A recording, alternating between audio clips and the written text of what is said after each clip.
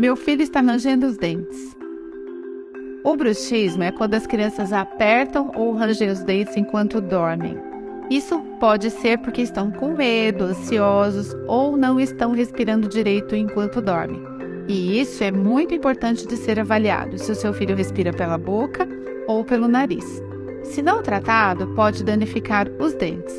Então, vamos visitar o dentista para ajudar a evitar esses problemas. Algumas coisas que podem ajudar são mudar a dieta, brincar mais para diminuir o estresse e, se precisarmos, usar um aparelho. Não se preocupe, vamos cuidar do dente do seu filho para que eles fiquem saudáveis e fortes. Qualquer dúvida, basta perguntar.